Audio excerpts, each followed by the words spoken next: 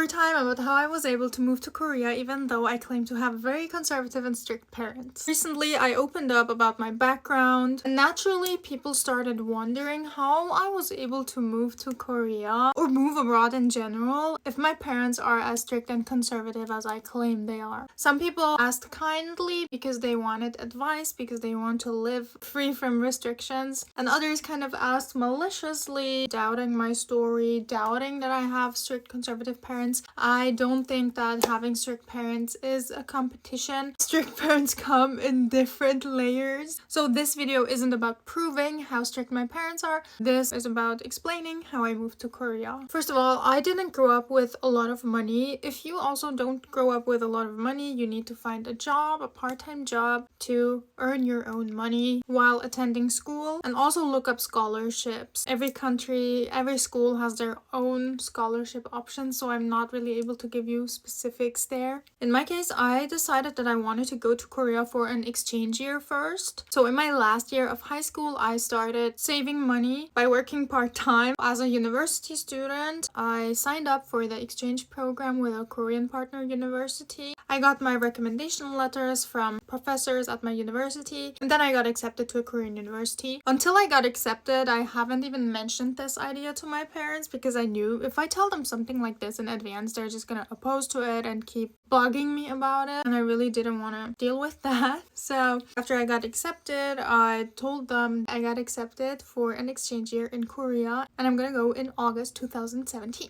What's important here is I did not ask for permission. I did not ask them for any financial support. I was able to afford this entire exchange year by myself, my expense. They were against it. They did not want me to go. And I'm not saying, oh, they're so awful for not wanting me to go. Although they were against it, there was nothing they could withhold from me to stop me from going there. I planned it all myself, so what can they do? They had to accept it. Sometimes you just gotta do what you want to do without being worried about the repercussions. When it comes to my life and the way I live my life, I want to make the decisions that I'm gonna be happy with. And then, after 2 semesters of studying in Korea, I came back to Switzerland. And then 3 years later, I moved to Korea for good. Let me know if you want to know how I prepared for moving to Korea for good and how I told my parents and how they reacted to this huge decision.